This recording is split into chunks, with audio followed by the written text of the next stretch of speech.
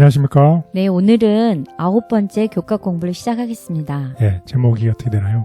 우주적 대쟁투. 네, 우주적 대쟁투. 우리가 이번 기회에 사랑과 공의 하나님에 대해서 공부를 하는데 지금까지 우리가 공부했던 내용들을 좀 살펴보면 하나님께서 완전한 세상을 창조하셨는데 왜 악이 존재하느냐 이런 내용들 가지고서 공부를 했었잖아요. 네. 그래서 그 연장선에서 과연 악이 어디서부터 왔는지에 대해서 이제 알아보는 시간이 되겠습니다. 그래서 우리 한번 다 같이 기억절을 보겠습니다. 내가 너로 여자와 원수가 되게 하고 내 후손도 여자의 후손과 원수가 되게 하리니 여자의 후손은 내 머리를 상하게 할 것이요 너는 그의 발꿈치를 상하게 할 것이니라 하시고 창세기 3장 15절. 네, 너무나 유명한 원복음이라고 그러죠. 예수님께서 이제 우리를 위해서 여자의 후손이 예수님을 얘기하는 거잖아요. 예수님과 원수, 여기 공부하는 원수가 누굴까요? 예수. 서로 사탄을 얘기하는 거죠. 사탄이요? 예수님과 사탄이 이제 전쟁을 하는 거죠. 네. 그래서 여자의 후손 예수님은 내 머리를 치명적으로 상하게 할 것이고 그 사탄은 예수님의 발꿈치를 상하게 할 것이라는 얘기죠. 네.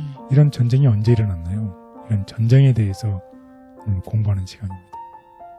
그래서 결국은 이 전쟁이 왜 일어났는지, 그 전쟁을 어떻게 하나님께서 다루셨는지에 대해서 그것을 공부하는 이유는 무엇 때문에 그런가요? 우리가 하나님의 사랑과 공의에 대해서 공부하기 때문에 하나님의 사랑과 공의가 이 전쟁과는 무슨 관련이 있는지에 대해서 공부하는 시간이 되겠습니다.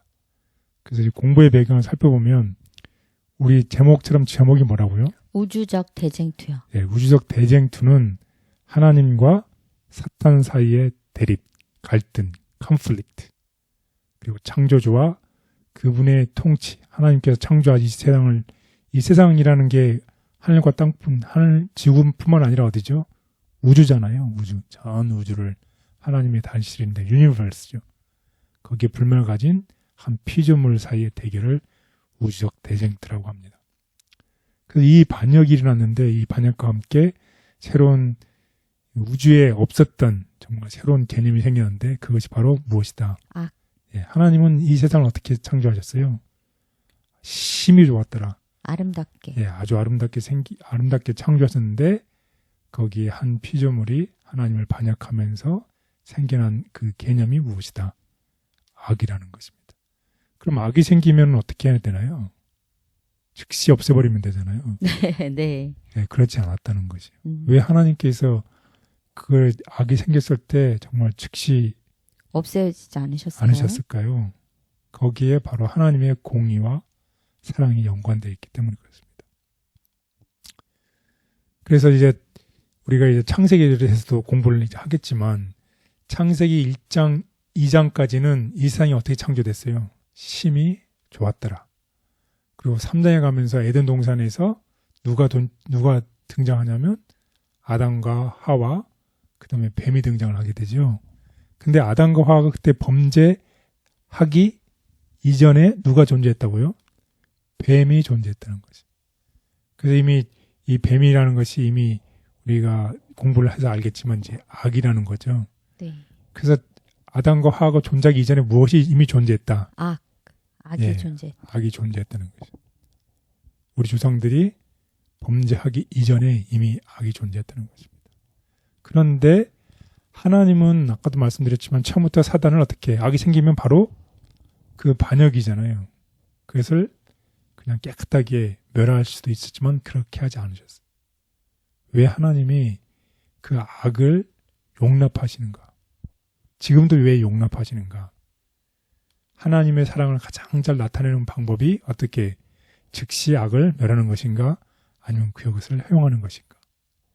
여기에 이제 우리가 여기에 포커스를 맞춰서 우리 공부를 하겠습니다. 그래서 우리가 얘기하잖아요. 왜 하나님께서 퍼펙트하게 세상을 창조했는데 왜 악이 존재합니까?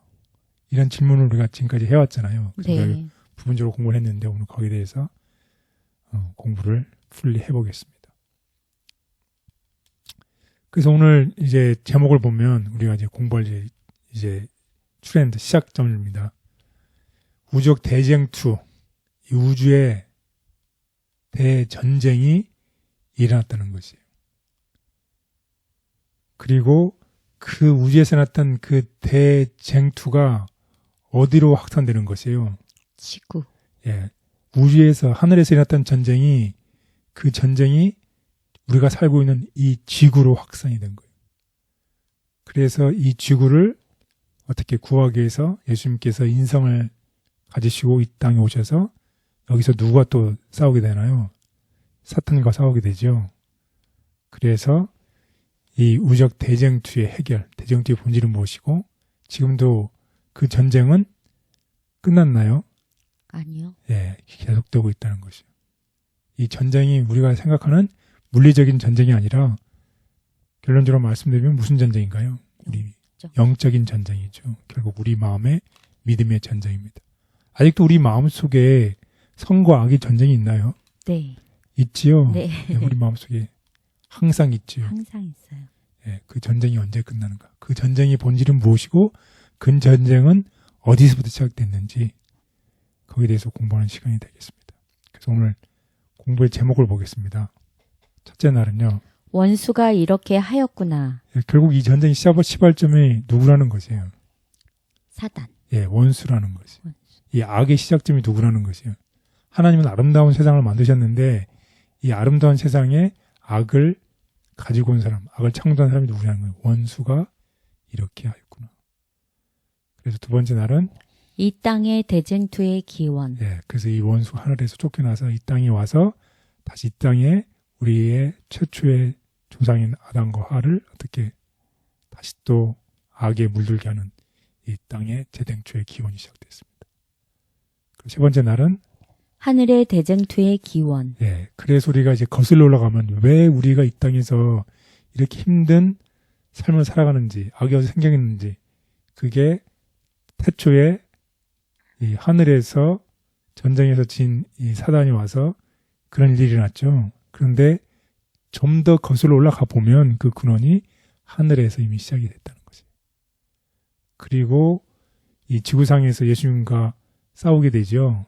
그때 세 번의 이 시험을 받잖아요. 네. 마지막 세 번째 시험이 뭐냐면 어떻게 하면 내게 경배하면.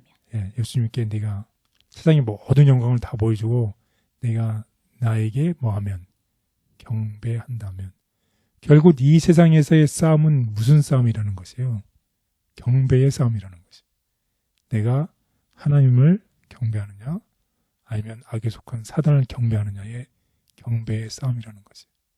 결국은 다른 말로 하면 우리가 우선순위를 내가 모든 일을 할 때 내 우선순위를 무엇으로 하느냐?